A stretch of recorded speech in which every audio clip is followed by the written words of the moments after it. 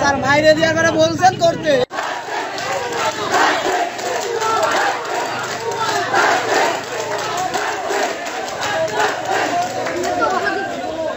দশজন পাইতাম